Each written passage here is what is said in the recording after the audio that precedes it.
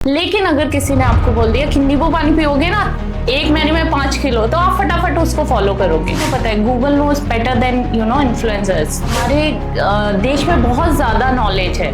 हर जो सेकंड बंदा है वो अपने आप में एक डॉक्टर। तो अगर आप 100 या 120 kgs के हो, दैट डजंट मीन्स कि आप अनहेल्दी हो। यही चीज है जहाँ पे इंसान पैसा लगा के कहता है कि यार मुझे कुछ नहीं मिले तो ज्यादा बेटर है। कि कोविड के बाद शायद क्लाइंट्स बढ़ गए हो जिनको हेल्थ इश्यूज आ रहे हैं। क्या इसका रीजन कोविड है या फिर उसके क्योर के लिए ली गई मेडिसिन?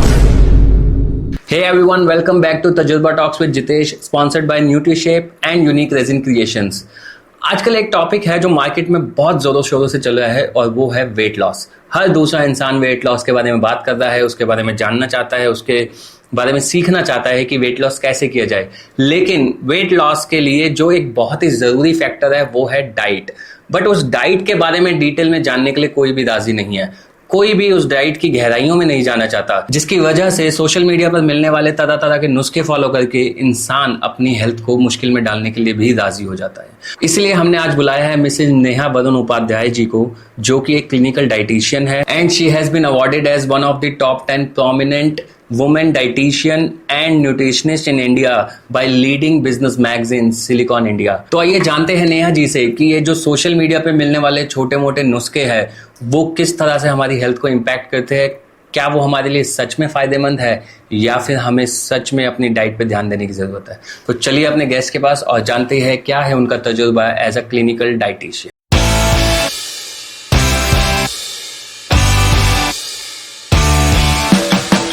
सो नेहा जी, आपका बहुत बहुत स्वागत है हमारे इस शो में जिसका नाम है तजुर्बा टॉक्स विद जितेश। मैं जानना चाहूंगा अपने बारे में कुछ बताइए हमारी ऑडियंस को, आप क्या करते हैं, क्या आपका प्रोफेशन है और कैसे इस प्रोफेशन की शुरुआत हुई? Thank you for having me here. I am a dietitian, clinical dietitian. So जो BSc और MSc PG डिप्लोमा है वो दोनों ही क्लिनिकल न्यूट्रिशन एंड डाइटेटिक्स में है।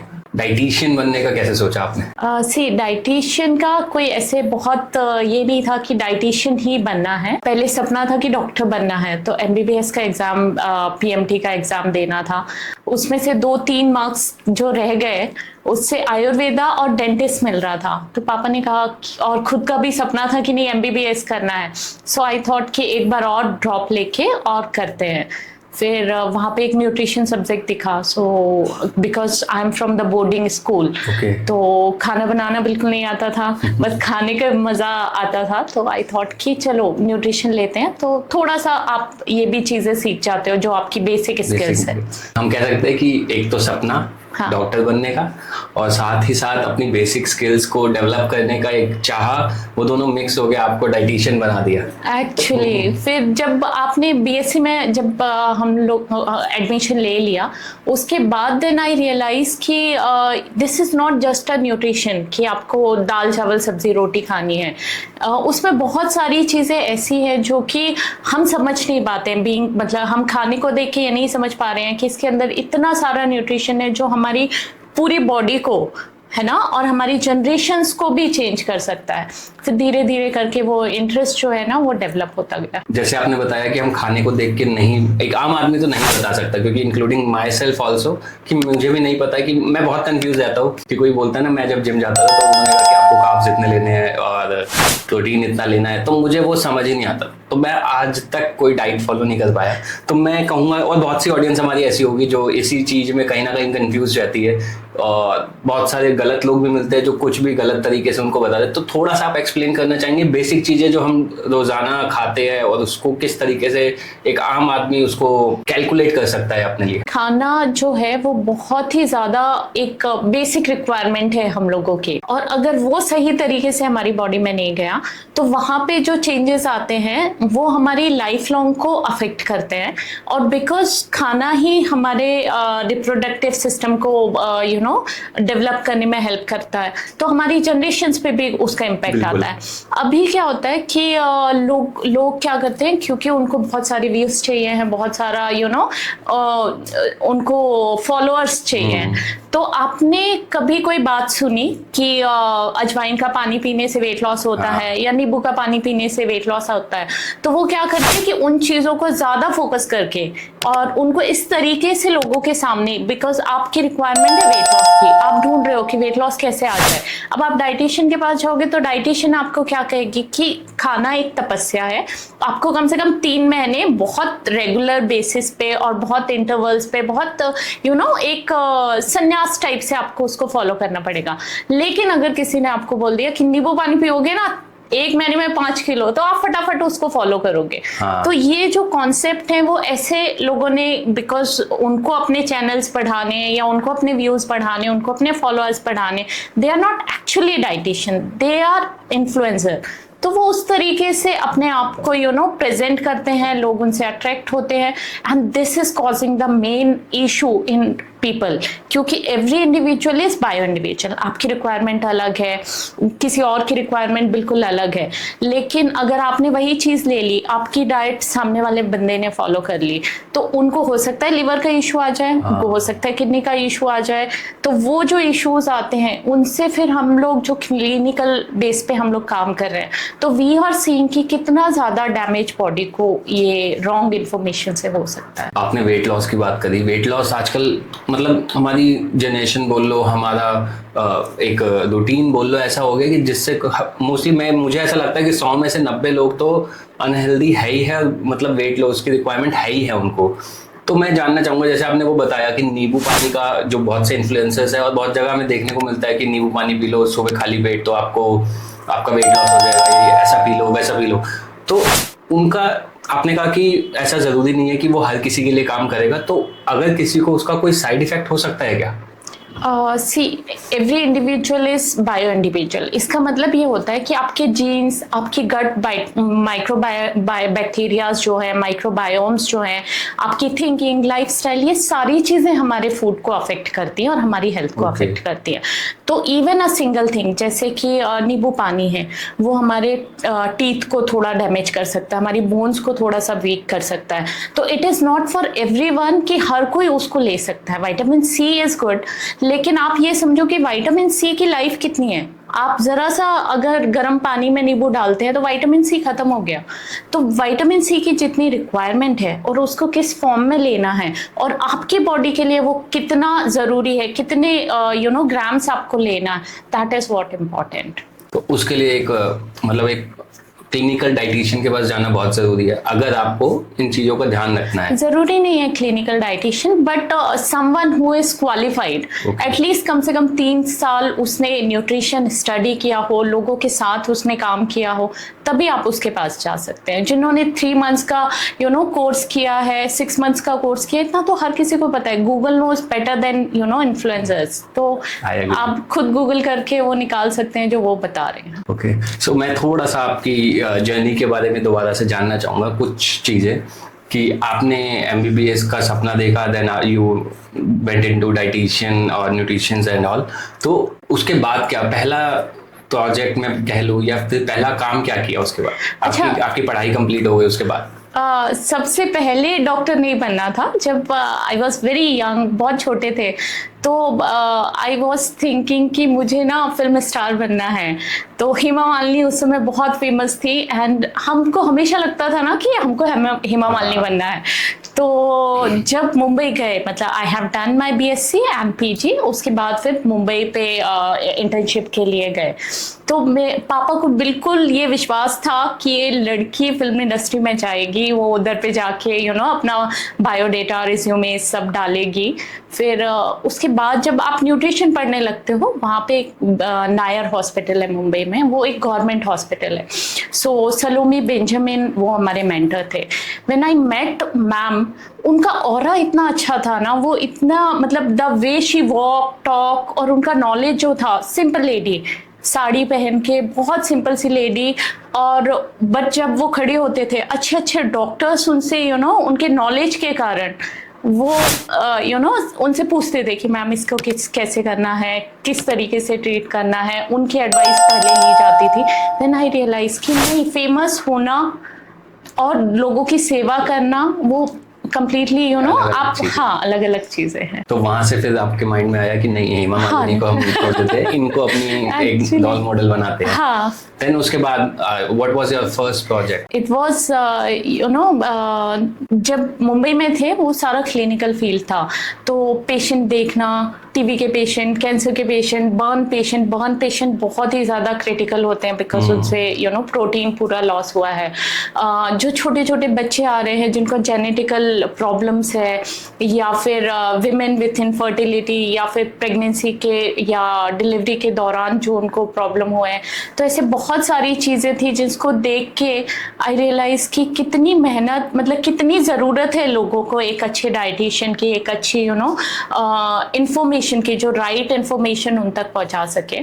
फिर जब दिल्ली आए तो Delhi is completely different you know, तो यहाँ पे क्लिनिकल फील्ड इतना ज़्यादा नहीं है, यहाँ पे शो ऑफ भी है, वेट लॉस भी है, और कॉर्पोरेट वर्ल्ड इधर पे ज़्यादा है। तो वो जो फिर कॉर्पोरेट में आना, कॉर्पोरेट की चीज़ें सीखना, वेट लॉस सीखना, वो एक टर्निंग पॉइंट हो गया। पर वेट लॉस हर किसी को सेम डाइट से नहीं आ सकता। तो when even if I am dietitian, I know इतनी कैलोरीज आपको देनी है, इतनी कैलोरीज किसी और को देनी है, बट उसके बाद भी वेट लॉस नहीं आ रहा था। देन आई रियलाइज कि वहाँ पे कुछ और चीज़ें हैं जो हमारे फूड को, हमारे वेट को, हमारी हेल्थ को अफेक्ट करती हैं। फिर I took certification in nutrigenomics, so how your genes are affecting your health and how your food is affecting your genes. तो देयर आर सर्टेन फूड्स जो आपके जीन्स रेगुलेटरी होते हैं। कुछ बताना चाहेंगे उसके बारे में? बेसिक फूड्स जैसे कि जैसे कॉफी है, हाँ, तो coffee is a very basic thing. हाँ, कई लोग होते हैं जो बहुत सारी कॉफी दिन भर पीते हैं फिर भी उनको कोई फर्क नहीं पड़ता। सो ये कॉफी इज कम्प्लीटली हमारा जीन रेगुलेटरी फूड। तो जिनका फास्ट मेटाबॉलिज्म होता है, जैसे आई हैव, तो if I take more than 2 cup of coffees in our day, I feel more energetic. हमारी जो यू नो वेट लॉस है वो भी अच्छा आता है, हेल्थ भी बैलेंस होती है, एनर्जी बहुत अच्छे से चैनलाइज्ड होती है। जिनका जीन से कॉफी रेगुलेटरी नहीं होती है तो वो कितनी भी कॉफी पी ले दिन भर में, they feel the same way, मतलब कोई भी ना पॉजिटिव साइन आ रहा है ना नेगेटिव साइन आ रहा है। अच्छा, तो मतलब ये काइंड ऑफ मिथ है कि मैंने बहुत से लोगों को कहते हुए सुना है कि अगर नींद आ रही है तो coffee P low, low feel करते हो तो कॉफी पी लो। तो आपका कहना ये है कि ये सबके लिए एक जैसा काम नहीं करेगा? सबके लिए एक जैसा काम नहीं करेगा, मतलब वो एक होता है ना हमारा जैसे थॉट प्रोसेस बना रखा है ऐसा। एक्चुअली जैसे आपको किसी डाइटिशियन ने लिख दिया कि आपको ब्लैक कॉफी पीने से आपका वेट लॉस आ जाएगा, तो इट इज नॉट कंपलसरी कि आपका यू नो मेटाबॉलिज्म वो कॉफी के लिए कैसा सेट हो रहा है। तो आपको आ भी सकता है, आपको नहीं भी आ सकता है। हाँ, कैफीन उसमें होता है तो वो आपको जगा के रख सकता है। अच्छा। तो कैफीन क्या करता है, एकदम से आपका एनर्जी लेवल शूट अप करेगा, you will feel refresh, but all of sudden वो फिर एनर्जी को ड्रॉप आउट कर देगा। तो फिर थोड़ी देर बाद आप उसमें ड्रेन फील या लो फील करने लगोगे, फिर आपको नेक्स्ट कॉफी या चाय की जो क्रेविंग है वो होने लगेगी। पर अगर आपका मेटाबॉलिज्म या आपके जीन सपोर्ट कर रहे हैं तो वो कॉफी लॉन्ग टर्म तक आपको हेल्प करेगी to regulate your metabolism. But ज्यादा चाय पीना या ज्यादा कॉफी पीना नहीं। कितना मतलब हेल्थ के लिए नुकसानदायक हो सकता है? ये आया है नॉर्थ ईस्ट से। जो चाय है वो नॉर्थ ईस्ट से चाइना एंड जापानीज आइटम्स है। तो वो जब बनाते हैं वो ब्रू करके बनाते हैं, तो दे डोंट बॉयल चाय इन दी गर्म पानी। वो बस गर्म पानी लिया, उसके अंदर चाय पत्ती डाल के ब्रू होने के लिए रख देते हैं, और उसका जो सत होता है वो लोग लेते हैं। तो आफ्टर मील्स लेते हैं and it is very healthy because चाय में भी बहुत सारे एंटीऑक्सीडेंट्स होते हैं जो हमारी बॉडी के लिए हेल्पफुल होते हैं। But the way now we are making कि बहुत सारी यू नो शक्कर डाल दो, बहुत सारा दूध डाल दो और फिर खोलने दो उसको, फिर लेते हैं, तो दैट इज नॉट हेल्दी। मैं चाय का बहुत शौकीन हूँ तो इसलिए मैंने ये सवाल पूछा। और जैसे आपने बताया कि कैफीन जो है हमारे एनर्जी को एकदम बूस्ट करता है, तो क्या उसका अगर जो लोग बहुत ज्यादा कॉफी पी रहे हैं बैक टू बैक, आजकल वर्कलोड इतना हो गया है तो लोग कहते हैं कि अपने आप को एनर्जेटिक रखने के लिए या अवेक रखने के लिए हम कॉफ़ी पी लेते हैं बार बार। हम ऑफिस में भी देखते हैं बहुत से लोग बार बार कॉफ़ी लेते हैं जब वो लो फील करते हैं। तो क्या उससे बहुत ज़्यादा रिस्क है कोई बॉडी को अगर हम बहुत ज़्यादा क्वांटिटी में वो पी रहे हैं? दिन में फॉर एग्जांपल मैं 4-5 बार या 6 बार कॉफ़ी पी जाता हूँ। सी एक तो ये जेनेटिक रेगुलेटरी है, तो अगर आपके जीन सपोर्ट नहीं कर रहे हैं, आपका स्लो मेटाबॉलिज्म है, तो आप 15 कप भी पी लो, उससे आपको कोई इफेक्ट नहीं आने वाला है। बट कोई एक सिंगल फूड कभी भी ऐसे नहीं होता जो आपकी हेल्थ को अफेक्ट करे। They are combination of foods जो आपकी हेल्थ को। सो बंदा जो कॉफी पी रहा है उसका कॉफी और चाय जो होते हैं वो डायूरेटिक्स होते हैं, उससे वॉश हमें यूरिन ज्यादा पास होता है। तो जब आप बार बार पानी पी, आप ज्यादा कॉफी चाय कंज्यूम कर रहे हैं, तो जो ब्लड है उसमें से वाटर आपका ड्रेन आउट हो रहा है, उसके साथ साथ आपके जो वाटर सॉल्युबल विटामिन हैं वो भी फ्लश आउट हो रहे हैं। तो उसके कारण वो और ज्यादा ड्राउजी फील कर रहे हैं, एंड दे फील कि कॉफी पी लेंगे, तो वो साथ साथ दोनों चीजें एक दूसरे के काम कर रही है।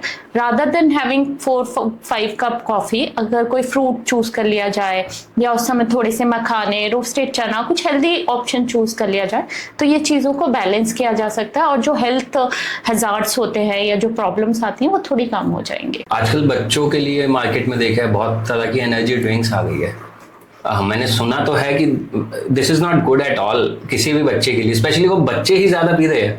हालांकि एनर्जी ड्रिंक की जरूरत बड़ों को है आज की डेट में, बट वो बच्चे बहुत ज्यादा पी रहे हैं। तो आप उनके लिए कोई एक मैसेज देना चाहेंगे कि मतलब उसका क्या इफेक्ट है, या पेरेंट्स के लिए कि किस तरह से वो उस एनर्जी ड्रिंक से उनको दूर रख सकते हैं और क्या उसके साइड इफेक्ट्स है बच्चों के लिए? ये बहुत डीप कन्वर्सेशन में जा सकता है, क्योंकि जो भी चीजें मार्केट में आई हैं, आखिर वो हेल्थ हमारे एसोसिएशंस जो हैं उन्होंने पास आउट करके भेजा है, बट उन्होंने वहां पे लिमिटेशंस नहीं भेजा है। तो हमारी जो अथॉरिटीज है, पहले तो उनको रेगुलेशन में लेके आना जरूरी होता है, कि उनको ये चीज इन्फॉर्म करना कि ये आपको इतना फूड लिमिटेशन में लेना है। दूसरा, जो भी हेल्थ केयर प्रोवाइडर्स हैं, they should be well aware about these things कि कितना उसमें शुगर है। आर्टिफिशियल कलर्स अगर आप खा रहे हैं या पी रहे हैं तो वो तो वैसे भी हेल्थ के लिए दीज आर नॉट गुड।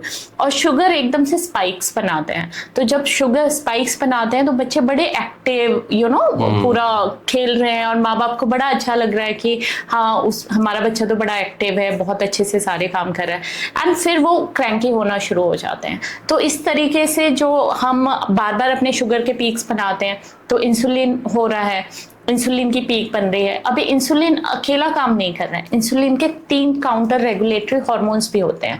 तो जब शुगर इंसुलिन हाई हुआ तो वो उसको कम करने के लिए और हार्मोन्स हुए, मतलब हमने जो हार्मोन्स के जो सेटअप है उसको बिगाड़ के रख दिया, और अब हम चाहते हैं कि वो सारी चीजें रेगुलेट हो जाए। तो वो एक बहुत डीप चीज है कि आपको उसको रेगुलेट करने में, it is not just one drink जो कि बच्चों ने पी लिया और उनको क्या हेल्थ इंपैक्ट आया, वहां पे जो हार्मोन्स चेंज हुए हैं उनको रेगुलेट करने में it will take around 3 days।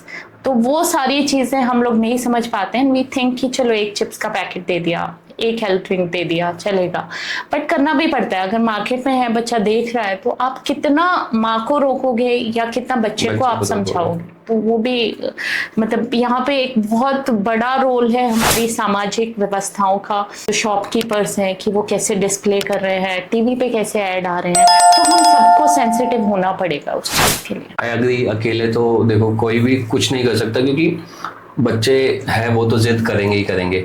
So as a society ये हमारी रिस्पॉन्सिबिलिटी है कि उन बच्चों के लिए जो मार्केट में चीज़ें अवेलेबल कराई गई हैं उनके लिए कितनी हेल्दी है।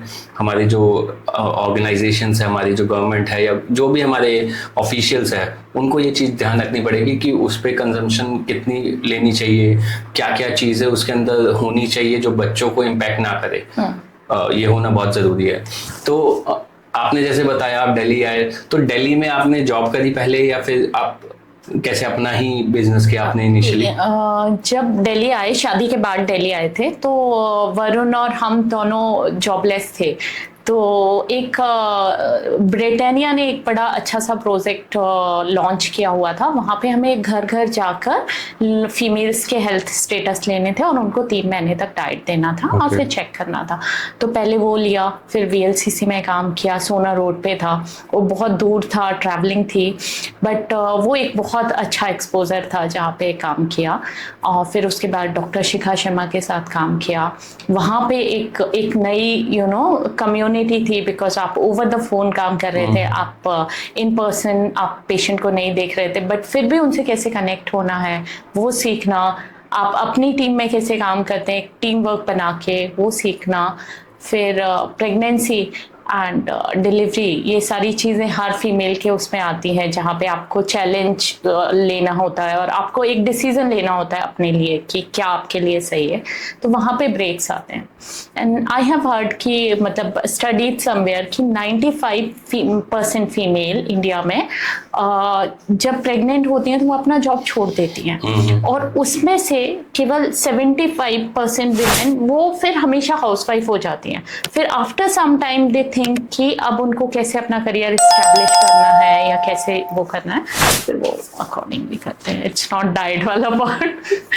बट जब आपने ब्रिटानिया का जो प्रोजेक्ट था वो उसमें जब पार्टिसिपेट किया, जब आपको एक प्रोजेक्ट मिला कि घर घर जाके मतलब न्यूट्रिशंस के बारे में एजुकेट करना है लोगों को, तो उस दौरान आपने क्या ऑब्जर्व किया, क्या क्या चैलेंजेस थे जो लोग फेस कर रहे थे डाइट को लेके या न्यूट्रिशंस को लेके? कुछ ऐसा था मतलब जो आप बताना चाहेंगे कि मतलब कुछ तो रहा होगा? आई एम श्योर कि हमारे देश में जितना मैंने ऑब्जर्व किया है, हर कोई इतना एजुकेटेड नहीं है अबाउट डाइट, अबाउट फूड। तो आपने क्या क्या चीजें उस टाइम पे ऑब्जर्व करी जब आपको लगा कि यहाँ पे इन लोगों को मेरी जो नॉलेज है, मेरी जो पढ़ाई है उसकी जरूरत है? जितेश, यहाँ पे आई वॉन्ट टू इंटरप्ट कि हमारे देश में नॉलेज नहीं है, ये बहुत ही गलत बात है। हमारे देश में बहुत ज़्यादा नॉलेज है। हर जो सेकंड बंदा है वो अपने आप में एक डॉक्टर है। तो ये सबसे बड़ा चैलेंज आता है कि आपको खांसी आ गई ना, वो जो 4 बंदे बैठे हैं ना, वो ये नहीं पूछेंगे कि ये खांसी किस रीजन से है। पेस्ट के कारण, एलर्जी के कारण, ठंड के कारण कुछ खा लिया या आपने ज्यादा बात कर ली इसलिए खांसी आ गई। वो एडवाइस देना शुरू कर देते हैं कि आपको ये खा लो तो ऐसे हो जाएगा।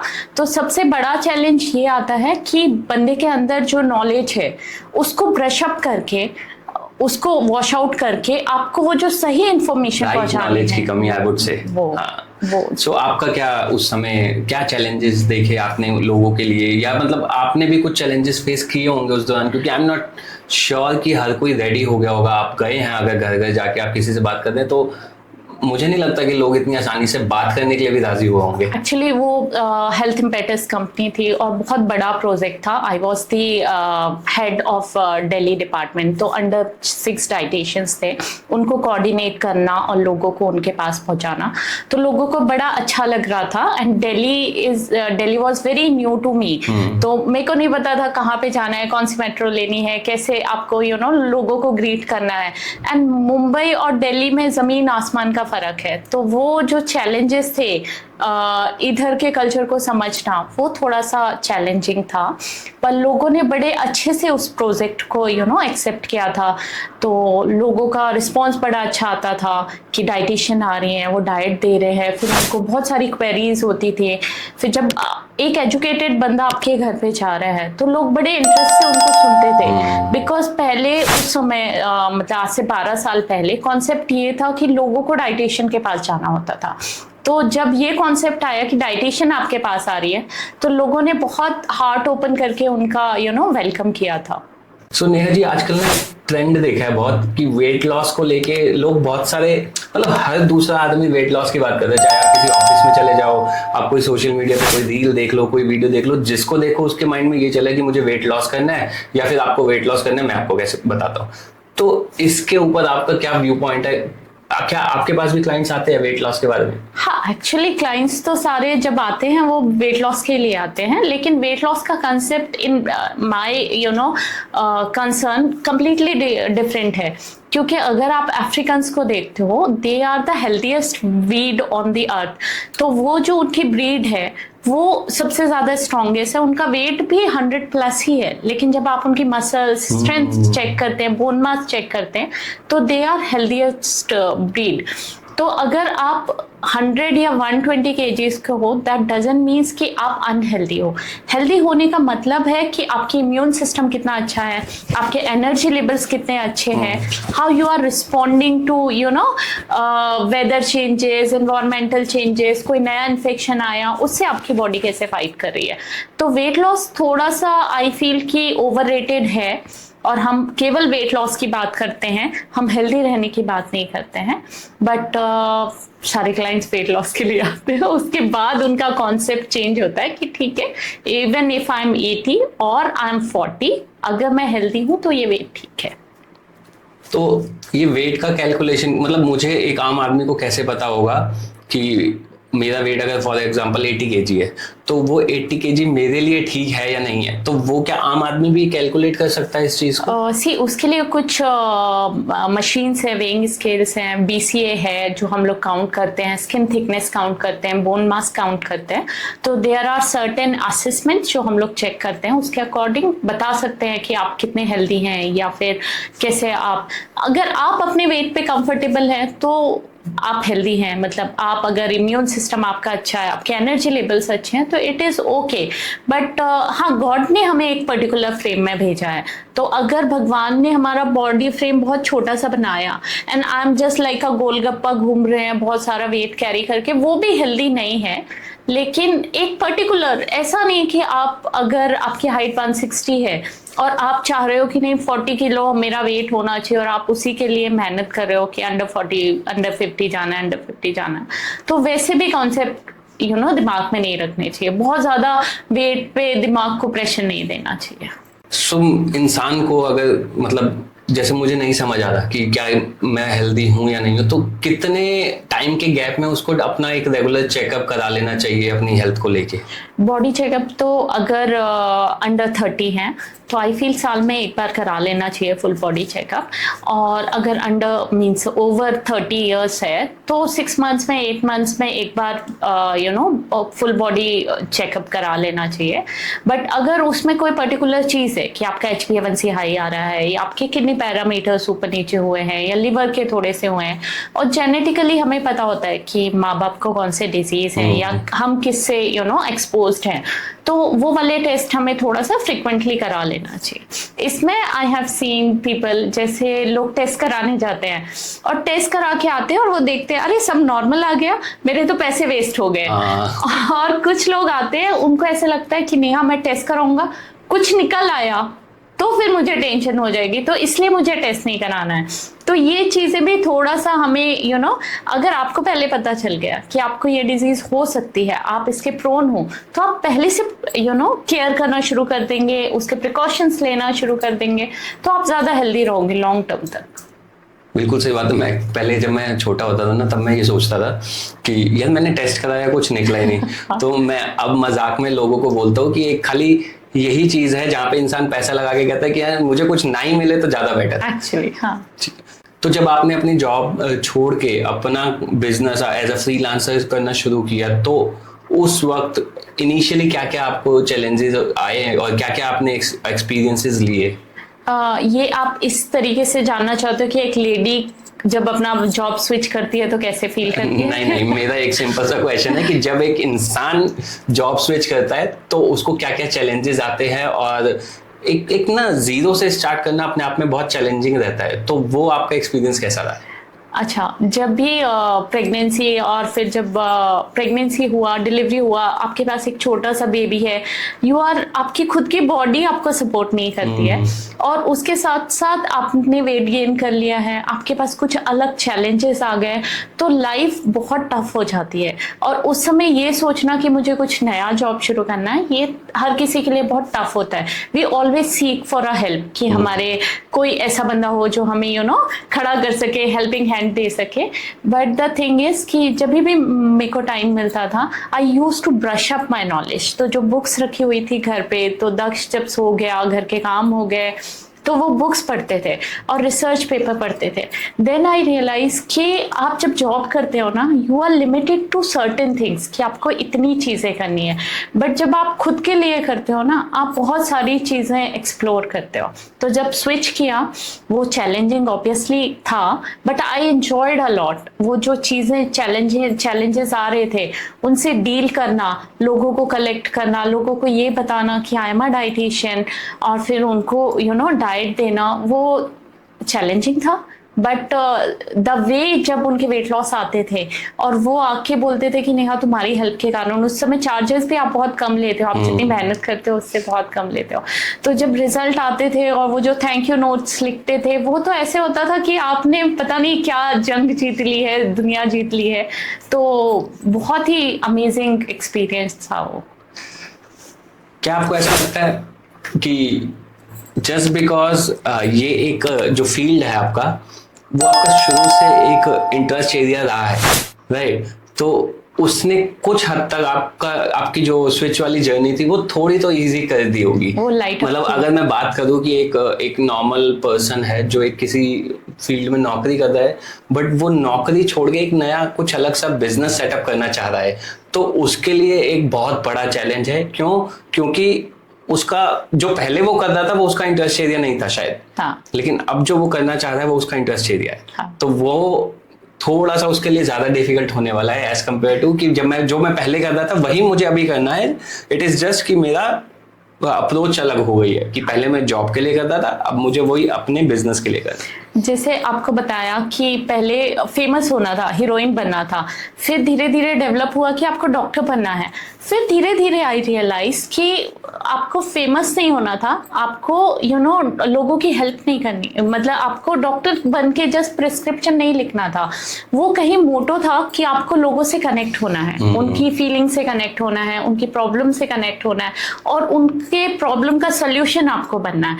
तो जब वो चीजें आने लगी, लोगों के रिजल्ट आने लगे, उनकी हेल्थ इंप्रूव होने लगी, स्किन हेयर्स इंप्रूव होने लगे, और वो जब आते थे, उनके रिजल्ट्स आते थे, रिव्यूज आते थे, वो जो सेटिस्फेक्शन था वो ऐसे करता है ना कि आपको और करना है, इसी फील्ड में आपको काम और करना है। पैसे तो कमा ही लेते हैं, नौकरी करके भी कमा लेते हैं और कोई भी काम करके, बट वो जो एक सेल्फ सेटिस्फेक्शन होता है ना कि मेरी नॉलेज की वजह से किसी की लाइफ को थोड़ा तो मैं बेटर बना ही पा रही हूँ, तो वो बहुत अपने आप में बहुत बड़ी चीज रहती है। सो अभी आपके पास किस किस फील्ड से क्लाइंट्स आते हैं?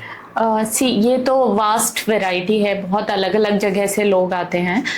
कई बार बहुत एकदम से स्विच होना भी थोड़ा सा डिफिकल्ट होता है, बट डॉक्टर्स है कुछ, बिकॉज उनकी लाइफस्टाइल बिल्कुल अलग होती है, वो पूरा टाइम ब्रेन का काम कर रहे हैं, sitting and counselling patients. Doctors को भी आपकी जरूरत पड़ती है, वो उनके पास तो खुद अपनी एक नॉलेज है। एक्चुअली डॉक्टर्स को शायद आई पर्सनली फील कि डॉक्टर को ज्यादा डाइटिशियन की जरूरत है, बिकॉज वो सबको ठीक कर रहे हैं बट वो खुद के न्यूट्रिशन का ध्यान नहीं रखते हैं। तो आई मस्ट से कि हर डॉक्टर के पास उनका एक पर्सनल डाइटिशियन होना ही होना चाहिए।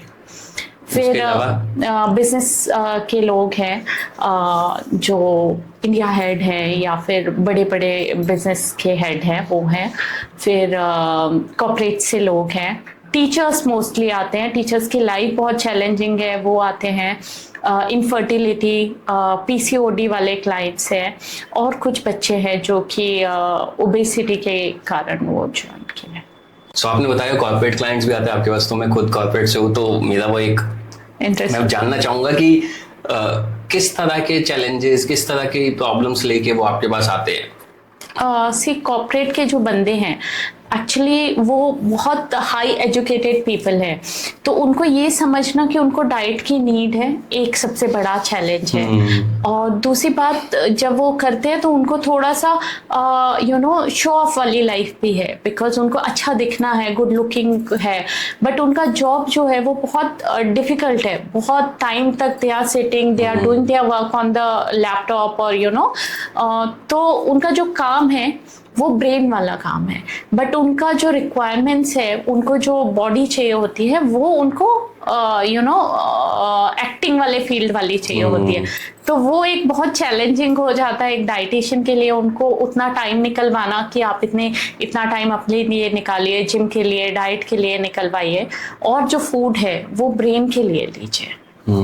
तो क्या इश्यूज लेके आते हैं आपके पास? मेंटली वो वीक फील कर रहे हैं, फिजिकली लो फील कर रहे हैं, या फिर जैसे हमने पहले बात करी वेट लॉस का आजकल बहुत चल रहा है, तो वेट लॉस के बारे में बात करने आते हैं? मोस्टली जब आते हैं उस समय वो वेट का कंसर्न लेके आते हैं, फिर जब आप धीरे धीरे उनसे डिटेल्स निकलवाते हैं तब पता चलता है कि उनको बहुत सारे मिनरल्स डेफिशिएंसी या विटामिन डेफिशिएंसी होती है, तो उनके जो एनर्जी लेवल्स होते हैं वो थोड़े से ड्रॉप होते हैं, जिसके कारण उनको स्ट्रेस, इंसोम्निया, ये वाले इश्यूज आई फील कि उनको उनमें निकल आते हैं।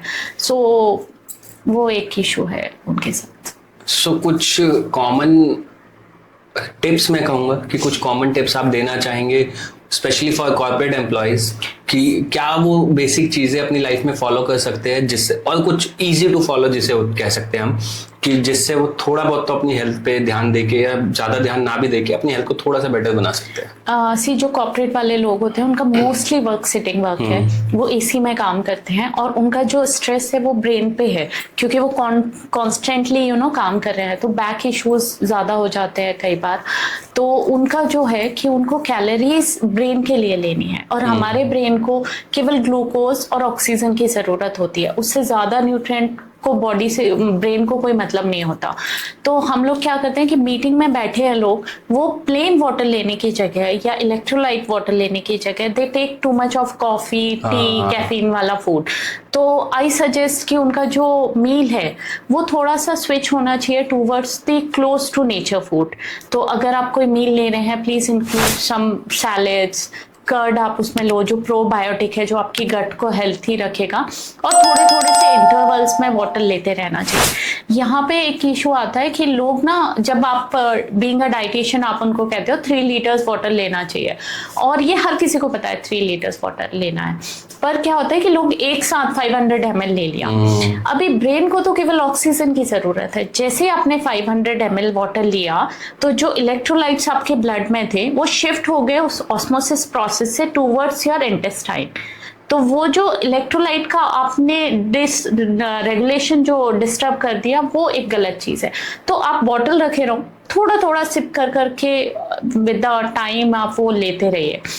एक बहुत अच्छी चीज़ हमने इसी चीज़ में पढ़ी थी कि इलेक्ट्रिसिटी नीड्स वाटर, वाटर से इलेक्ट्रिसिटी कंडक्ट होती है। तो आपके शरीर में अगर आपको इलेक्ट्रिसिटी कंडक्ट करानी है, जो हम एनर्जी के फॉर्म में बोलते हैं, या ब्रेन की इलेक्ट्रिसिटी, तो उसके लिए आपको पानी लेना ज़रूरी है, और वो एक साथ आप बहुत सारा गल्प नहीं कर सकते हैं। तो थोड़ा थोड़ा आप इलेक्ट्रिसिटी प्रोवाइड कराते जाइए और थोड़ा थोड़ा सा आपका जो स्ट्रेस लेवल है वो वॉश आउट होता जाएगा।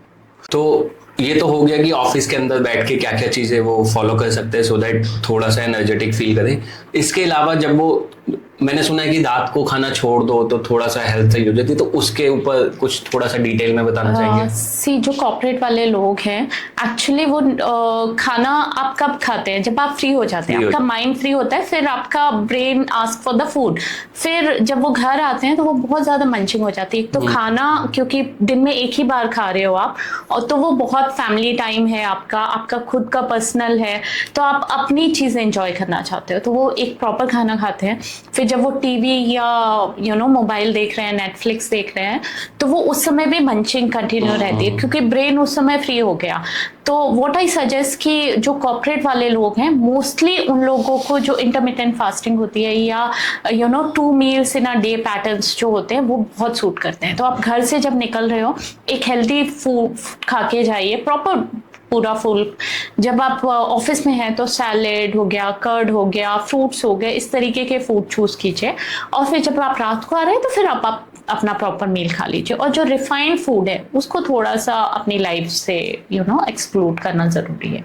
और जो लोग नाइट शिफ्ट करते हैं उनका तो पैटर्न ही पूरा उल्टा हो जाता है। वो एक तरह से नेचर को चैलेंज करते हैं। मैंने पर्सनली खुद भी बहुत साल तक नाइट शिफ्ट करी है और मुझे रहे हैं health issues just because of night shift, क्योंकि खाने का टाइमिंग कुछ नहीं रहता। आप तब जाग रहे हो जब सब सो रहे हो और आप तब सो रहे हो जब सब जाग रहे हैं, तो वो जो साइकिल पूरा गलत हो जाता है। तो उस चीज में कैसे इंसान अपनी हेल्थ का ध्यान रख सकता है? आप बताओ, जब आप नाइट शिफ्ट करते थे तब आप किसी डाइटिशियन को आपने कंसल्ट किया? नहीं। एक क्लाइंट आई थी, बड़ा इंटरेस्टिंग सा चीज़ था उनके साथ। वो थोड़ी सी स्ट्रेस थी और because of her personal life, और जब वो डाइटिशियन के पास गई बिकॉज नाइट शिफ्ट थी और उनको करना था, तो जो भी डाइटिशियन उन्होंने कांटेक्ट किया, उन्होंने बोल दिया कि आप ये जॉब छोड़ दो। तो कोई बंदा अपनी रोजी रोटी है ना डाइट के लिए नहीं छोड़ सकता है या वेट के लिए नहीं छोड़ सकता है। तो अगर आप कोई चीज अडॉप्ट कर रहे हो because that is your requirement, that is your रोजी रोटी, वो तो आपको करनी है। नाउ माई थिंग इज कि हम आपको बेस्ट उसमें कैसे प्रोवाइड करा सकते हैं। तो आप पूरे दुनिया का नाइट शिफ्ट छुड़ा के उनको वेट लॉस नहीं दे सकते हो। यहाँ पे ये चीज आती है कि जो सन है वो हमारे मेलेटोनिन सीक्रेट कराते हैं और उसके कारण हमारे स्लीप पैटर्न होते हैं। हमारी बॉडी की खुद की एक क्लॉक होती है, सर्केडियन रिदम जो होती है, तो उसमें हमारी बॉडी काम करती है। अब आप उसके बिल्कुल अपने बॉडी क्लॉक के बिल्कुल ऑपोजिट जाके काम कर रहे हैं, तो वो तो चैलेंजिंग आपके लिए है और आपकी बॉडी के लिए भी बहुत स्ट्रेसफुल है। तो इस समय में न्यूट्रिशन बहुत ज़्यादा ज़रूरी है। वही फिर लोग जागने के लिए कॉफ़ी चाय लेते हैं, तो उनको एक जो रेगुलेशन है अपने फूड का कि कितना ज़्यादा आप हेल्दी न्यूट्रिएंट उसमें ले सके, विटामिन मिनरल्स ले सके जो आपके ब्रेन को अवेक रख सके और आपके ब्रेन का एक हेल्दी फंक्शनिंग आपकी बॉडी की एक हेल्दी फंक्शनिंग कर सके। सो बॉडी जब हेल्दी रहेगी तभी ब्रेन को proper glucose and oxygen supply कर पाएगा। तो एक तो मॉर्निंग में लोग आते हैं नाइट शिफ्ट के बाद और वो चाय पी के या कॉफ़ी पी के सो जाते हैं, तो वो एक फैक्टर उनको चेंज करना चाहिए। जब वो आते हैं तो उनको थोड़ा सा ग्लूकोज लेना चाहिए क्योंकि ग्लूकोज हमारी स्लीप को रेगुलेट करता है। दूसरी चीज़, क्योंकि उन्होंने बहुत प्रेशर दिया है अपने काम पे और नाइट में जागे हैं, तो ब्रेन में जो ऑक्सीजन और ग्लूकोज का लेवल है बॉडी में, ब्लड में, वो कम है। तो वो कार्बोहाइड्रेट लेंगे, एक अच्छी नींद होगी क्योंकि सुबह नींद भी नहीं होती है, खटर पटर हो रहा है, कुछ ना कुछ आवाज़ें आ रही हैं, तो उनकी स्लीप भी प्रॉपर नहीं हो पाती। तो एक प्रॉपर कार्बोहाइड्रेट रिच मील उनको वहाँ लेना चाहिए। बाकी जो शाम को उठ के जब वो ऑफिस जाने का टाइम होता है वहाँ पे वो एक कार्बोहाइड्रेट रिच मील ले सकते हैं। नाइट टाइम में कोशिश करें कि more of proteins and fruits वो अपने डाइट में इंक्लूड कर सकते हैं। कार्बोहाइड्रेट्स और ग्लूकोन किन चीज़ों में मिल सकता है? मतलब अगर एक आम आदमी को ढूंढना हो, जानना हो, मतलब ठीक है गूगल पे सब मिल जाएगा, बट आपके हिसाब से कौन से वो चीज़ें हैं, कौन सा वो फूड है जिसमें वो इजीली मिल सकता है? जितेश, अगर हम पूरे वर्ल्ड के कितने भी फूड या कुजीन्स को देखते हैं, हमारे सबका जो फूड है वो 5 फूड ग्रुप से ही हमारे फूड ओरिजिन हुए हैं।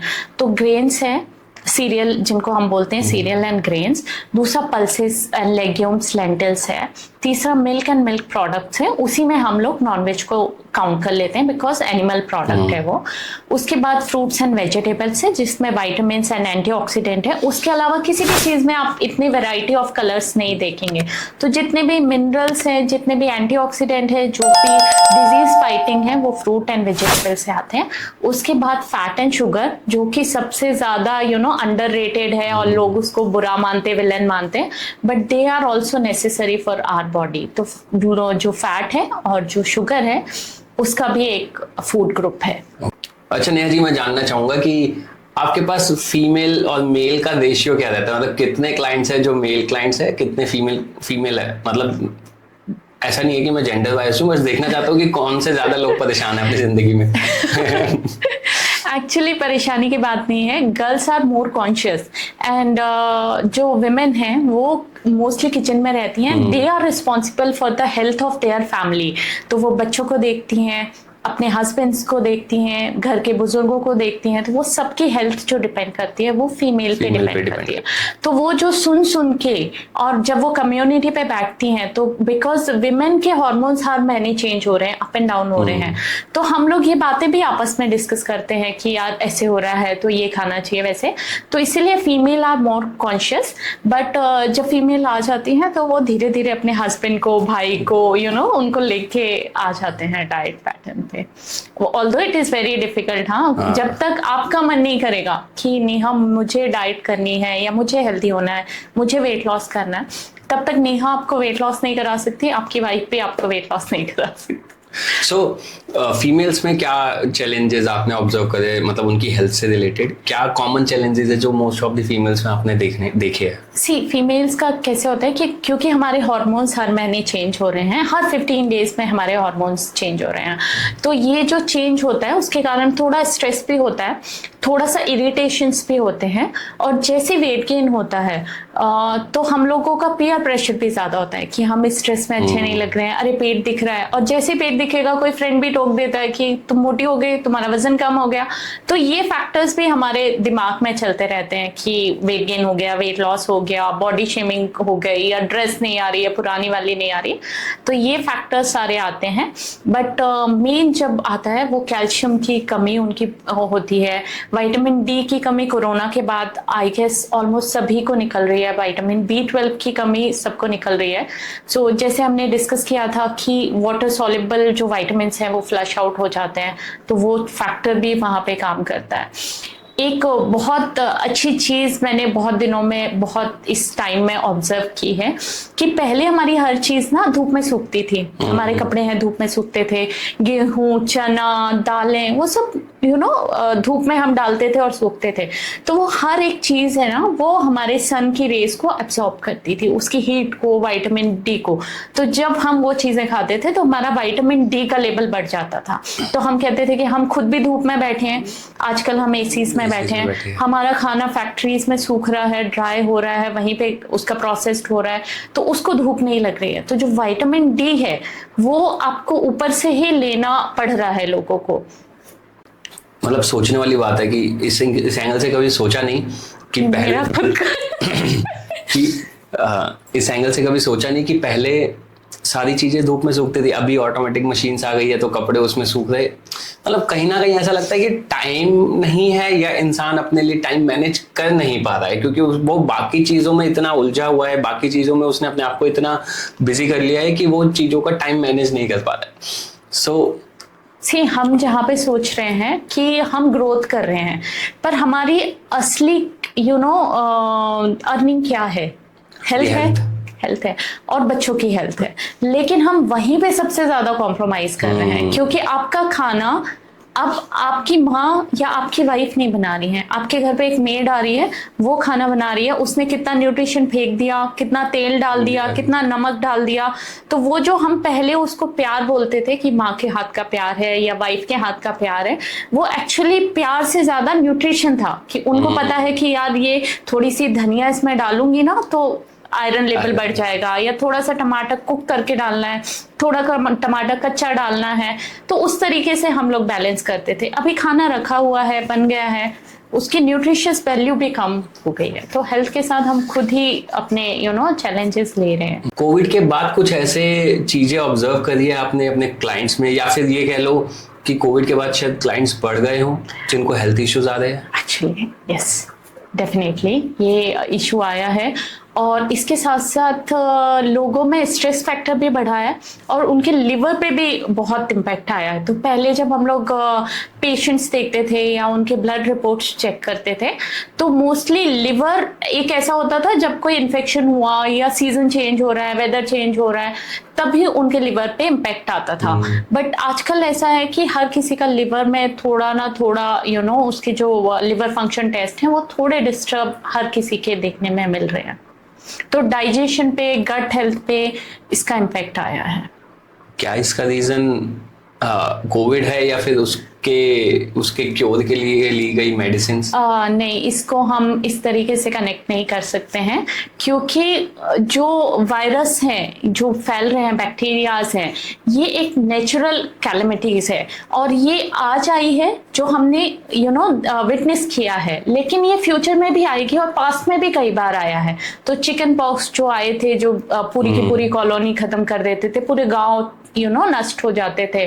तो ये चीजें हमेशा टाइम टू टाइम हमारे इसमें वर्ल्ड में आती हैं और हमारी बॉडी उनको अडॉप्ट करती है। तभी वो जो था ना, सर्वाइवल ऑफ द फिटेस्ट, कि आप कैसे उसको रिस्पॉन्ड करते हैं। तो this is not something which is related to कि मेडिसिन का इफेक्ट है या इस चीज का है। ये चीजें आती रहेंगी, हमें इनसे डील करते रहना है, बस हमें मेंटली फिजिकली हेल्दी रहना है ताकि हम इन चीजों से डील कर सकें। तो हम कह सकते हैं कि एक वक्त के बाद आदत हो जाती है? हाँ, बिल्कुल। सो नेहा जी, आपको क्या लगता है कि जो फीमेल्स है उनको किस तरह की डाइट फॉलो करनी चाहिए अपने, क्योंकि वो बहुत सारी चीज़ों का ध्यान रखती है, अपनी फैमिली का, अपने अपने आप का ध्यान रखती है, फिर वर्किंग वुमेन्स भी है, तो उनको क्या चीज़ें ऐसी ध्यान में रखनी चाहिए अपनी डाइट में? जितेश, आप देखिए कि एक जो फीमेल है, she is not responsible for her health only. तो हम जब मतलब I am responsible for my health, फिर जो बच्चा पैदा कर रहे हैं मतलब माय रिप्रोडक्टिव सिस्टम, फिर जो बच्चा पैदा हो रहा है उसकी हेल्थ, एंड उसके जो रिप्रोडक्टिव सिस्टम बन रहे हैं उसकी हेल्थ भी हमारी हेल्थ पे डिपेंड करती है। तो हमें जो है फीमेल को सपोर्ट करना कि वो राइट न्यूट्रिशन अपनी रिक्वायरमेंट के हिसाब से ले। इट्स नॉट जस्ट कि आपको कैल्शियम लेना है तो आप कोई सा भी कैल्शियम आप ले रहे हो जो कि आपको एब्जॉर्ब हो रहा है नहीं हो रहा है, आपकी गट कितना सपोर्ट कर रही है आर्टिफिशियल कैल्शियम के लिए या मेडिसिनल फॉर्म ऑफ कैल्शियम के लिए। तो ये सारी चीज़ों का ध्यान रखते हुए लेना चाहिए। जो 20 तक की एज की जो फीमेल्स हैं, आई फील कि उनको बहुत एक्टिव होना चाहिए और उनको बैलेंस खाना खाना चाहिए। उनको वो सब खाना खा सकते हैं, अगर वो बहुत अच्छे से एक्टिव हैं तो कार्ब्स प्रोटीन मिक्स करके ले सकते हैं। जो 20 to 30 ईयर्स के हैं उनका थोड़ा सा स्ट्रेस फैक्टर ज़्यादा होता है, बिकॉज अभी उनको करियर सेट करना है, उनकी भाग दौड़ ज़्यादा है, उनकी शिफ्ट चैलेंजिंग है, तो यहाँ पे लोग ज़्यादातर स्किप कर देते हैं अपने खाने। तो यहाँ पे उनको ध्यान रखना है कि मोर ऑफ एंटीऑक्सीडेंट, वाटर का जो हमने पहले डिस्कस किया था वो उनकी लाइफ में प्रॉपर चैनलाइज्ड हो, वाटर इनटेक, लिक्विड इनटेक, उस पर वो ध्यान रखें और कार्ब्स एक प्रॉपर इंटरवल्स में लेते रहें ताकि ब्रेन को ग्लूकोज मिलता रहे। 30 प्लस जो लेडीज हो जाती हैं, अभी नाउ डेज 30 प्लस भी लोग कंसीव करते हैं और पहला बेबी 30 प्लस में करते हैं, तो वहाँ पे उनका चैलेंज डबल हो गया, because now your body is not supporting you. वो कैल्शियम लीव कर रही है, उसका प्रोटीन लेवल डाउन हो रहा है और उस समय आप बेबी को कंसीव कर रहे हो, तो आपको उस समय पे न्यूट्रिशन डाइटिशियंस की ज़रूरत सबसे ज़्यादा है ताकि आप अपने प्रोटीन लेवल्स को बैलेंस कर सको, बोन को बैलेंस कर सको। और 30 प्लस जो 40 प्लस जो लेडीज़ होती हैं उनको तो क्योंकि वो मेनोपॉजल प्री मेनोपॉजल फेज में एंटर करती हैं, तो उनके जो डाइट प्लान्स है वो बहुत ही ज़्यादा चेंज हो जाती है और उनको बहुत सारे मिलेट्स जो हम बोलते हैं, लोग डिटॉक्स के फॉर्म में चीज़ें देते हैं, अल्कलाइन वाटर, जो भी जितने भी फैंसी वर्ड्स हैं वो खासकर उनके डाइट में हम लोग इंक्लूड करना शुरू कर देते हैं, क्योंकि वहाँ पे बोन भी कमज़ोर है।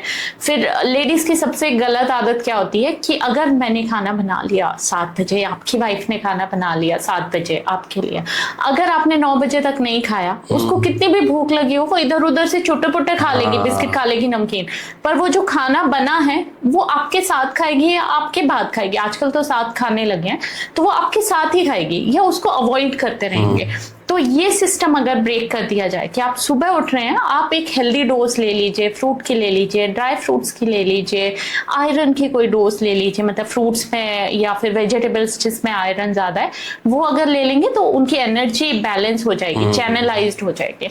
तो हर एज का जो न्यूट्रिशन है वो थोड़ा डिफरेंट है और चैलेंजिंग है, और सबसे बड़ी बात यह है कि उनको उसको लॉन्ग टर्म तक कंटिन्यू करना है। तो आप ये सोचो कि एक दिन मैंने एप्पल खा लिया सुबह तो काम नहीं चलेगा, आपको कम से कम 4-5 महीने अपने आप को देने पड़ेंगे कि आपकी गुड हैबिट्स डेवलप हो जाए।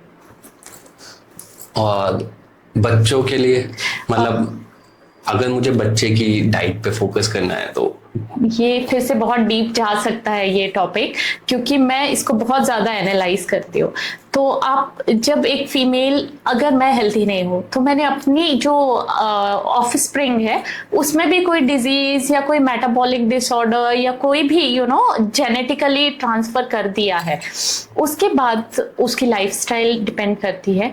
अभी जो कुछ केसेस हमारे पास आ रहे हैं वो बहुत यंग एज में गर्ल्स को 7-8 ईयर्स में they are getting their periods, जिस पे फिर हार्मोनल थेरेपी देके उनको थोड़ा सा डिले किया जाता है। तो it is very challenging for us कि हम उनके न्यूट्रिशन को सेट करें। वो बच्चे तो बच्चे हैं, है ना, वो चॉकलेट भी देख के बोलेंगे कि मुझे खाना है, वो चिप्स भी बोलेंगे। आप उनका सारा खाना ऐसे नहीं कर सकते हो कि आप उनको बोलो कि भाई यही खाना ये थाली में है। तो हमें खुद को being a mother, being a women या फैमिली, हमें उनको सपोर्ट करके सही न्यूट्रिशन का जो नॉलेज है उन तक पहुंचाना ये बहुत ज़रूरी है। अदरवाइज इस तरीके से करते करते, क्योंकि अभी आप देख रहे हो बच्चों का न्यूट्रिशन खराब है, उनकी फिजिकल एक्टिविटीज प्रॉपर नहीं है, वो जिस उसमें रहते हैं वो ज्यादातर एसी में रह रहे हैं, उनकी बस एसी है, उनका स्कूल प्रेमाइसेस एसी है, घर में वो एसी में रह रहे हैं, तो उनको भी विटामिन डी की कमी हो रही है, आयरन के चैलेंजेस आ रहे हैं, और जो सेंट्रल ओबेसिटी है वो बढ़ती जा रही है, तो फर्टिलिटी पे इम्पैक्ट बहुत ज़्यादा पड़ रहा है। और जो हमारी मैरिज की एज है और कंसीव करने की एज है वो थोड़ी सी डिले हो गई है, तो नाउ हम 29-30 तक अपना करियर सेट करते हैं, उसके बाद फिर हम प्रेगनेंसी के बारे में सोचते हैं, तो वहाँ पे फर्टिलिटी पे इम्पैक्ट पड़ रहा है। तो हमारी सबसे बड़ी दौलत क्या हुई? हमारे बच्चे, हमारी हेल्थ, बट हम अपनी खुद के ऑफ स्प्रिंग में ये सारी जो हेल्थ चैलेंजेस हैं वो हम उनको दे रहे हैं। तो ये सारी चीजें सोचने वाली हैं, और हमें फिर से अपने जो रिचुअल्स हैं या हमारे जो पुरानी जो चीजें हैं उनसे अच्छी चीजें लेके हमें उनसे रिकनेक्ट होने की बहुत जरूरत है। बट मुझे ऐसा लगता है कि बहुत से लोग डाइटिशियन के पास इसलिए भी नहीं जाते क्योंकि कहीं ना कहीं पैसा बहुत मैटर करता है। उन्हें ऐसा लगता है कि डाइटिशियन चार्ज करेंगे, उसका पैसा भी दो, फिर वो जो हमें खाने की चीज़ें बताएंगे उस पर भी पैसा लगेगा। तो इन चीज़ों की वजह से बहुत से लोग हैं जो डाइटिशियन पे नहीं जाते, हालांकि वो बाकी फालतू चीज़ों में बहुत पैसा खर्च करते हैं, बट पता नहीं क्यों यहाँ पे कुछ चीज़ है जो उन्हें रोकती है। तो उस थॉट प्रोसेस को चेंज करने के लिए आप क्या कहना चाहेंगे? ये चीजें तो हर डाइटिशियन का आई गेस चैलेंज होगा, क्योंकि अगर आप फीमेल को देखो तो फीमेल्स भी पार्लर में 4-5 हज़ार रुपए खर्च करके आ जाएंगे, पर वो डाइटिशियन का जो 1,000-2,000 रुपए है ना वो पे करना उनके लिए बहुत दिल पे आता है। तो ये एक सोच है जो कि बदलनी है। बट सबसे बड़ी चीज़ आप ये समझो कि अगर आपने अपनी हेल्थ पे इन्वेस्ट नहीं किया तो फिर आपके हॉस्पिटल के खर्चे बढ़ जाएंगे, आपकी खुद की सफरिंग्स बढ़ जाएगी। तो वो चीज़ें अगर आप उससे कंपेयर करते हैं कि मेरे हेल्थ इश्यूज बढ़ेंगे, मेरे चैलेंजेस बढ़ेंगे, उसके हिसाब से डाइटिशियन की फीस कम है। बट अगेन हर डाइटिशियन बहुत ज़्यादा कॉस्टली नहीं है। तो एक रिकनेक्शन बनाना एंड एक बार अपनी एडवाइस ले लेना कि आपके लिए सही न्यूट्रिशन क्या है। तो आई एम नॉट सेइंग कि जितेश आप कनेक्ट हो जाओ और आप लाइफ लॉन्ग डाइट लेते रहो, बट आप एक बार कनेक्ट होके यू कैन अंडरस्टैंड कि मेरा ये टाइम पे मेरा मेरी स्लीप कितना मेरे वेट को अफेक्ट करती है, हेल्थ को अफेक्ट करती है, स्ट्रेस लेवल कैसे आपके वेट को अफेक्ट करते हैं, आपका फूड या लाइफस्टाइल या आपके सोशल गैदरिंग्स कैसे अफेक्ट करती है। तो आप एक बार जनरल आइडिया लेके उसको सेट कर सकते हो, फिर आप कुछ सालों तक मत लीजिए, फिर एक बार रिकनेक्ट होके फिर आप उस पे में स्टेप बाय स्टेप आप अपनी हेल्थ पे ध्यान दे सकते। मैंने ये चीज देखी है, जो लोग डाइटिशियंस के पास जाते हैं ना, उनको क्या रहता है, अरे मैंने 3 महीने का पैकेज लिया अब ये 3 महीने खत्म होंगे, देन मुझे फिर से उसको रिन्यू कराना है। तो ये आपका पॉइंट बहुत वैलिड है कि जरूरी नहीं है कि आपको कंटिन्यू रखना है। 2-3 महीने आप जाइए, अपने आप को समझिए, अपनी हैबिट्स को समझिए, आपकी बॉडी कैसे रिएक्ट कर रही है चीज़ों के साथ उसको समझिए, देन आप गैप लेके उस चीज़ को फॉलो करते रहिए। जब आपको लगता है कि आपकी हेल्थ थोड़ी सी ऊपर नीचे हो रही है, देन आप दोबारा करिए। या जैसे आपने पहले बताया था कि एक एज का भी रहता है कहीं ना कहीं फैक्टर, कि जैसे जैसे आपकी एज बढ़ती है तो आपके लिए चीज़ें कुछ चेंज होती रहती है। तो आप वैसे कर सकते हैं कि जैसे अब मैं आज 20 का हूँ फॉर एग्जाम्पल, तो मैं 22 का जब होऊंगा या 23 का जब होऊंगा तब मैं फॉलो कर सकता हूँ। मतलब ये बहुत सही है आपने कहा। एक और चीज ऐड करना चाहते हैं कि मोस्टली हम लोग ना दूसरे लोगों से इन्फ्लुएंस हो जाते हैं। तो अगर कोई हेल्दी खा रहा है, कोई पिज्जा खा रहा है या कोई कुछ खा रहा है या कोई हेल्दी डाइट ले रहा है, तो हम उसको रिप्लिकेट करने की कोशिश करते हैं कि हम वही कर लें। तो every individual is bio individual, आपके जीन्स अलग हैं। आपका अगर ट्विन ब्रदर है या सिस्टर है तो भी आपकी डाइट और उसकी डाइट में थोड़ा सा डिफरेंस आएगा।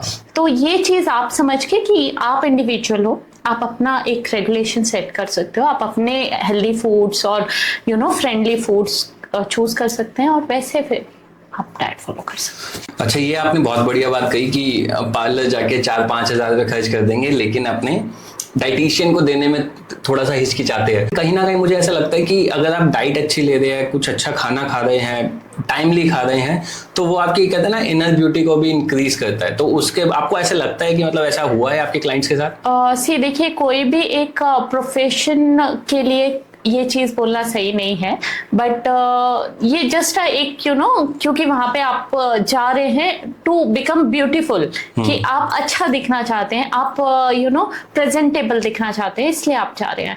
तो आप प्रेजेंटेबल तब भी दिखोगे जब आप अपनी हेल्थ का ध्यान रखेंगे, जब आपका पोस्चर सही होगा, आपकी स्किन का ग्लो अच्छा होगा, हेयर का। तो आप कलर करा रहे हैं, तो जब आप हेयर पे इतना सारा कलर करा रहे हैं तो वो कहीं ना कहीं आपके प्रोटीन को डैमेज कर रहा है, कहीं ना कहीं आपकी हेल्थ को इम्पेक्ट कर रहे हैं। तो वो सारी चीजें अगर आप हेल्दी न्यूट्रिशन लेते हैं तो आपकी ब्यूटिफिकेशन और बढ़ जाएगा। तो ये जब हम लोग डाइट देते हैं तो आयरन का ध्यान रखते हैं, और कुछ मिनरल्स का ध्यान रखते हैं, विटामिन्स का ध्यान रखते हैं। तो अगर किसी का वेट आया या नहीं आया, अभी तक टचवुड भगवान की कृपा से सबका वेट लॉस रिजल्ट्स आए हैं, बट ये एक जो सबसे पहला हमें जो रिव्यू मिलता है वो ये होता है कि स्किन का ग्लो बढ़ा है, जो हाइड्रेशन है वो बढ़ा है। तो अगर आप पार्लर में भी जाते हैं तो वो यही कहेंगे कि हाइड्रेशन कम है, तो वो सुपरफिशियली हाइड्रेशन आपकी बॉडी को प्रोवाइड कर रहे हैं। अगर आप अंदर से अच्छा न्यूट्रिशन लेंगे तो इनर आपकी पूरी बॉडी में हाइड्रेशन प्रॉपर रहेगा, ग्लो बढ़ेगा, चार्म बढ़ेगा, वो चीजें आती है। ये चीज मैंने अपने पर्सनली ऑब्जर्व करी है। जब मैं वर्कआउट करता था पहले, मतलब जब मैं पार्क जाता था, रनिंग करता था, तो उसके बाद ना एक फेस पे अलग ही ग्लो आता था। तो उस टाइम पे मैंने ये चीज ऑब्जर्व करी। अभी तो शेड्यूल ऐसे हो गया कि कोई वर्कआउट नहीं हो पाता, कुछ नहीं हो पाता। हमें ऐसे लगता है कि हम लोग अपने लिए टाइम नहीं है, but this is what our challenge, कि हम जो हमारी प्रायोरिटीज हैं हम उसके लिए टाइम निकालें, क्योंकि आज नहीं निकालेंगे तो टाइम हमें पक्का वो निकालेगा कि आप अब इस चीज के लिए टाइम दो। तो मैं मम्मी को बोलता था पहले कि मतलब आज हम ये नहीं खा रहे, लेकिन जिस दिन डॉक्टर बोल देगा ना कि ये खाना है तो हम खाएंगे। अब आज मतलब कहते हैं ना, अपनी मर्जी से नहीं खा रहे, लेकिन उस टाइम हम मजबूरी में खाएंगे। हमारी दादी ना एक चीज बोलती थी कि ऊपर से भगवान ने ना आपका कोटा लिख के भेजा है, आपका राशन बना के भेजा है। तो अगर आपने वो राशन का पहले ज्यादा कंज्यूम कर लिया तो बाद में आपको वो कम करना पड़ेगा। तो वो एक राशन, मतलब अभी जब आप सेम फील्ड से है हम, तो हम ये ऑब्जर्व करते कि शायद राशन कहीं ना कहीं फिक्स है। अगर आप ओवर कंजम्पशन कर लेते हो तो बाद में वो आपके हिस्से से खत्म हो गया है। बिल्कुल सही बात है। अच्छा, आपने एक बात कही कि मैंने जब पूछा कि लोग पैसा नहीं खर्च करते, तो आपने बताया कि आज अगर आप डाइटिशियन पे खर्च नहीं करेंगे तो हो सकता है आपको अपने मेडिकल एक्सपेंसेस में खर्च करना। कभी ऐसा हुआ है कि किसी ने आके फ्री में एडवाइस मांगी हो, फ्री में कंसल्टेशन मांगी हो कि मुझे बता दे यार, कोई बात नहीं, कोई जैसे जानकार होते हैं या कोई भी होता है तो ये शायद हर प्रोफेशन में होता होगा, हर बिजनेस वाले को ये चैलेंज आता होगा कि जो अपने होते हैं या जो क्लोज होते हैं वो फ्री की एडवाइस मांगते हैं। बट यहाँ पे चैलेंज ये है जितेश कि अगर आपको I am giving my time to you, I am giving my knowledge to you, ये हम कहीं पे बेच रहे हैं या हम इससे बिजनेस कर रहे हैं, इससे हमको पैसा आता है। अगर आप और हमारे रिलेशनशिप इतने अच्छे हैं कि आई एम गिविंग दिस फ्री, आपको उतना टाइम निकाल के, तो आपको उसका वैल्यू करना चाहिए, आपको उसको अच्छे से फॉलो करना चाहिए। पर प्रॉब्लम ये आ जाती है कि जब आपको फ्री में दिया तो उसकी वैल्यू लोग कम करते हैं, उसको फॉलो कम करते हैं। तो चैलेंजेस हमारे साथ ये आते थे कि आपने लोगों को डाइट दी, वो फॉलो नहीं कर रहे हैं, फिर आप उनको कॉल कर रहे हो, आप उनसे पूछ रहे हो, तो वो फिर इधर उधर की बातें करने लग रहे हैं, तो और ज्यादा टाइम आपका कंज्यूम हो रहा है वो चीज पूछने में। और फिर उसके बाद कुछ दिनों बाद, सर्टेन डेज बाद, वो बोलते हैं कि हम फॉलो नहीं कर पाए। तो इंसान काम किस लिए करता है? दो चीजों के लिए, पैसे के लिए और रेपुटेशन के लिए। तो आप वहां पे आपने पैसे से कॉम्प्रोमाइज किया कि आप उनसे पैसे नहीं ले रहे हैं, पर आप उनको इक्वल फैसिलिटी प्रोवाइड कर रहे हैं। अब उसके बाद उन्होंने जब फॉलो नहीं किया तो तीसरा बंदा जो देख रहा है उसको दिख रहा है रिजल्ट तो आया नहीं, तो हमारी रेपुटेशन वहां पे खराब हो गई कि शायद हमारे रिजल्ट्स अच्छे नहीं आते हैं। बट टच वुड, सारे फैमिली मेंबर्स जो भी डाइट लेते हैं, they are so know about it कि अगर नेहा दे रही है तो उनको फॉलो करना है। और कभी कभी डांट भी पड़ती है उनको, तो होता है थोड़ा सा ये। But now I have fixed a thing कि अगर आप हमारे रिलेशन में हो, कि अगर आप हमसे डाइट फ्री में एक्सपेक्ट कर रहे हो, हमारे इतने अच्छे गुड रिलेशनशिप है, तो I can also expect money from you, है ना। तो अभी नाउ आई एम थिंकिंग कि relationship goes both the ways. I am putting my energy, I am putting my efforts, तो आप मेरे को पैसे दे सकते हो. It is not too bad to do. मुझे ऐसा लगता है कि ना बल्कि जो हमारे रिलेटिव्स हैं, जो हमारे फ्रेंड्स हैं, और हम भी किसी के दोस्त हैं, हम भी किसी के रिश्तेदार हैं, मुझे ऐसा लगता है अगर मैं किसी से कोई काम करवा रहा हूँ, अगर उसका कोई बिजनेस है, तो मुझे उसको, बल्कि अगर वो मार्केट में किसी से 10 रुपये चार्ज कर देना और उसका वो नया बिजनेस है, उसका वो नया काम है, तो मुझे आइडियली 10 के 15 दे देने चाहिए. बिकॉज यार अपने ही तो सपोर्ट करते हैं ना. हाँ. मतलब हालांकि नहीं करते, बट करना अपनों को ही चाहिए, कि अपनों को सपोर्ट करना चाहिए कि भाई उस बंदे ने हिम्मत करके एक नया काम शुरू किया है, एक नई चीज करने की सोची है, तो अगर हम उसको सपोर्ट कर देंगे तो उसको एक पुश मिलेगा कि हाँ देखो यार मेरे लोग तो कर रहे हैं ना, तो बाकी भी करेंगे. बट हमारे यहाँ कुछ उल्टा ही देखने को मिलता है कि अपने ही नहीं कर देते, बाकी सब करते हैं. नहीं, इस चीज में आई एम वेरी लकी कि सासू माँ अगर डाइट लेती है, मतलब हमारा तो पैसा भी एक है, बट अगर वो भी डाइट लेती है तो वो भी पैसे देती हैं. बुआ सास, बुआ जी, मामा, बहन, जिन्होंने भी डाइट लिया है ना, touch wood, luckily they all have given me the fees कि नेहा ये आपकी फीस है, ये तो हम देंगे, बाकी उसके बाद तुम्हें जो भी गिफ्ट लेना है. मतलब हम लोग यूजुअली कैसे बोलते हैं कि अच्छा आप ये मत देना, कुछ गिफ्ट दे देना. तो वो इतने अच्छे लोग फैमिली में, मतलब this is what I call support, जो हर किसी को मिलना चाहिए, चाहे वो लड़का हो या लड़की हो. फैमिली से ये सपोर्ट आना चाहिए कि ये फीस तो रख, तुझे और कुछ चाहिए होगा तो वो भी देंगे, हम लोग खड़े. ऐसे ही सपोर्ट होना चाहिए. क्योंकि अगर आप चाहते हो कि आपकी फैमिली से उठ के कोई एक क्योंकि हम ना दूसरों को देखते हैं तो हम बोलते देख यार वो आज उस लेवल पे पहुंच गया, उसने बहुत मेहनत करी है, लेकिन यही चीज हम अपने बंदे के साथ अगर करें ना, तो शायद हो सकता है जो हमारी फैमिली में एक इंसान बहुत मेहनत करके आगे बढ़ना चाह रहा है तो वो भी बढ़ सकता है. लेकिन उसका एक दूसरा साइड भी है जो मुझे ऐसा पर्सनली लगता है कि अगर वो इंसान मेहनत तो करता है, बट ऐसा ना हो कि भाई मैं उसकी सर्विसेज ले रहा हूँ और वो मेरा ही नुकसान करता है. हाँ. मतलब उसकी सर्विसेज से मेरा भी नुकसान नहीं होना चाहिए कि अब फॉर एग्जांपल जो चीज मार्केट में 10 रुपए की मिल रही है वो तो मेरे को पहले ही 20 की दे रहा. मैं ये सोच के आया था कि मैं 10 के बजाय 15 तेरे को वैसे ही दे दूंगा, लेकिन तो 10 वाली चीज ऑलरेडी तुम मुझे 20 की दे रहे हो, तो वो कहीं ना कहीं देखो दोनों जगह ट्रस्ट होना चाहिए कि भैया अगर मैंने तुम पे ट्रस्ट करके कहीं मार्केट में कुछ रिसर्च नहीं करी है, मैं सीधा तुम्हारे पास आया हूँ, तो तुम्हें भी उस चीज की वैल्यू करनी चाहिए. पैसे कम मत करो बट एटलीस्ट बढ़ाओ मत. हाँ, ये मोरल स्टडीज में आता है कि आप अपनों को सपोर्ट करोगे और वो भी उस तरीके से आपको एनर्जी एक्सचेंज करे. तो ये मोरल एजुकेशन कहाँ से आएगी पता नहीं, बट ये होना चाहिए, दोनों वे से होना चाहिए. खैर मॉरल एजुकेशन कहाँ से आएगी पता नहीं, बट मैं ये जानना चाहूंगा कि आपको क्या लगता है कि हमारी सोसाइटी में, हमारे देश में, हमारे शहर में हेल्थ की एजुकेशन बढ़ाने के लिए, हेल्थ के लिए लोगों को अवेयर करने के लिए क्या चीजें कर सकते हैं? इस पॉडकास्ट के थ्रू आप कुछ उनको मैसेज देना चाहेंगे कि लोग अपनी अपनी लाइफ में कुछ अलग से नहीं करना, अपनी डे टू डे लाइफ में कैसे कंट्रीब्यूट कर सकते हैं ताकि बाकी के जो लोग हैं उनके आसपास के, वो उनसे इंस्पायर होके या उस चीज से मोटिवेट होके कुछ अपनी हेल्थ की तरफ ध्यान दें. आप बताओ कि आप पर्सनली क्या सोचते हो कि आपको कौन सा बंदा, अगर डाइट की बात करते हैं तो आपको कौन सा बंदा याद आता है?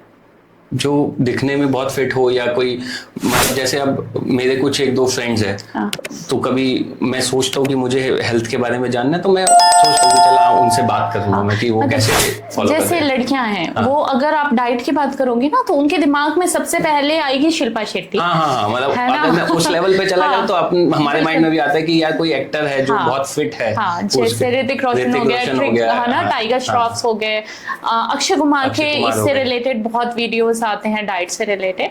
तो हम जो इन्फ्लुएंस होते हैं, हम उन लोगों से होते हैं जो बहुत सक्सेसफुल हैं. करीना कपूर, तो उनकी डाइट के ऊपर कितना, मतलब अभी तक सोशल मीडिया भरा पड़ा है. तो हम जब इन्फ्लुएंस होते हैं, हम ऐसे बंदे से होते हैं जो सक्सेसफुल है और जो नोन है. तो उन लोगों को ये प्रैक्टिस करनी चाहिए कि वो राइट इन्फॉर्मेशन लोगों तक पहुंचाए कि एवरी इंडिविजुअल इज डिफरेंट, आपकी रिक्वायरमेंट अलग अलग है, और आपको एक सही तरीके से, इट इज नॉट जस्ट कि आपको खाना कैसे खाना है, आपको स्लीप पैटर्न्स कैसे होने चाहिए, स्ट्रेस फैक्टर कैसे रेगुलेट करना है, आपकी लाइफस्टाइल में कैसे मॉडिफिकेशंस करने हैं. तो ये इन्फॉर्मेशन वहां से आती है. अगर हम लोग छोटे लेवल पे, उससे थोड़े कम लेवल पे बात करें तो जो कंपनी हेड्स होते हैं, क्योंकि अगर आप किसी कंपनी में काम कर रहे हैं तो आप किसको देखोगे? अपने एबीपी बीपी को देखोगे और उनसे आप लर्न करोगे, बिकॉज डायरेक्टली इनडायरेक्टली वो आपको इन्फ्लुएंस कर रहे हैं। बिल्कुल। आप अपने करियर के लिए उनको देख रहे हो, तो हेल्थ वाइज भी आप उनको ऑब्जर्व करते हो। अगर वो वहां पे पिज्जा आइसक्रीम खा रहे होंगे तो आप नहीं भी खाना चाहोगे ना, तो भी आप खाने लगोगे। तो वो अगर वहां पे हेल्दी फूड ला रहे हैं, हेल्दी फूड डिस्ट्रीब्यूट कर रहे हैं, या खुद एक एग्जाम्पल बने हैं, तो लोग उनको ज्यादा फॉलो करेंगे। I totally agree. एंड एक और चीज इसमें, I am sorry to interrupt, एक फीमेल मदर, तो हमारे घर में जैसे वरुण फ्रूट्स बिल्कुल भी नहीं खाते हैं, वो कभी भी नहीं खाते हैं। तो व्हाट आई डू कि फ्रूट कट करके टेबल पे रखे रहते हैं, मतलब इट्स नॉट आधा घंटे तक, बट फ्रूट कट रोज होते हैं। तो जब हम खाते हैं तो बच्चे उठा उठा के खाते हैं, तो दोनों बच्चों के अंदर वो हैबिट है। तो never say no in front of kids. अगर आपको नहीं खाना है, पीस उठा के इधर उधर होके छुप के आप रख दो, लेकिन बच्चों के सामने कभी भी नो नहीं कहना चाहिए पेरेंट्स को, स्पेशली अच्छे फूड्स के लिए, कि मुझे मेरी ये चॉइस नहीं है।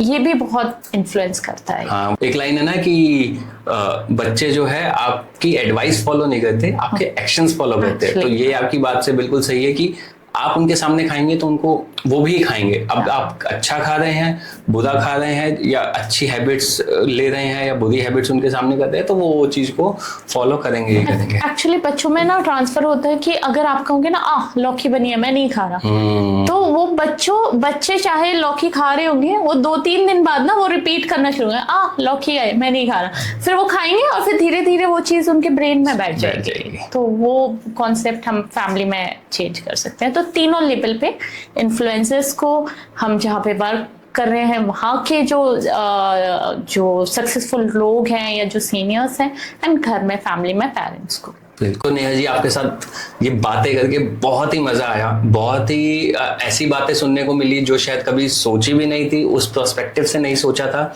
और बहुत ही यूजफुल चीजें थी जो आज हमने डिस्कस करी। कैसे एक आम आदमी अपनी लाइफ में हेल्थ को फर्स्ट रख के और अपने काम को इम्पैक्ट ना करते हुए ध्यान में ला सकता है। So thank you so much हमारे साथ अपनी नॉलेज शेयर करने के लिए, और ये हमारी तरफ से एक छोटा सा टोकन ऑफ अप्रिसिएशन।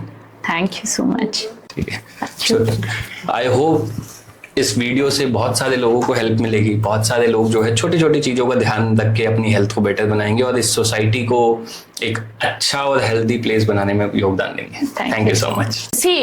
ये आपने जो तजुर्बा टॉक्स विद जितेश, हाँ, ये आपने जो तजुर्बा टॉक्स विद जितेश शुरू किया, ये बहुत अच्छा है। बिकॉज डाइटिशियंस क्या होता है ना, हम लोग ज़्यादातर अगर अपना प्रमोशन करना है या अपने बारे में कुछ बताना है, तो हम फूड से रिलेटेड, कैलोरी से रिलेटेड, या ये ड्रिंक खा लो, ये सैलेड खा लो, ऐसे हम लोग करते हैं। बट एक्चुअली उसके पीछे कॉन्सेप्ट क्या है, कैसे हमें उसको करना है, इस पे बहुत कम लोग बात करते हैं। तो thank you so much for having me here. Thank you so much इस वीडियो को यहाँ तक देखने के लिए। आई होप इस वीडियो ने आपकी लाइफ में थोड़ा तो वैल्यू ऐड किया ही होगा। आई होप इस वीडियो के बाद आप अपनी डाइट पे ध्यान देंगे। और अगर आपके पास भी कोई ऐसा किस्सा, ऐसी कहानी या ऐसा तजुर्बा है जो आप दुनिया के साथ शेयर करके दुनिया को इंस्पायर, मोटिवेट या एजुकेट करना चाहते हैं, तो आप भी बन सकते हैं हमारे पॉडकास्ट के गेस्ट। फर्दर डिटेल्स के लिए आप हमें कमेंट कर सकते हैं, हमारी टीम आपको रीच आउट करेगी। तब तक के लिए thank you so much for watching our videos. I hope आपने ये चैनल सब्सक्राइब किया है, और अगर नहीं किया है तो अभी करिए, बेल आइकन प्रेस करिए और वीडियो को लाइक एंड शेयर करना मत भूलिएगा। Thank you, have a nice day.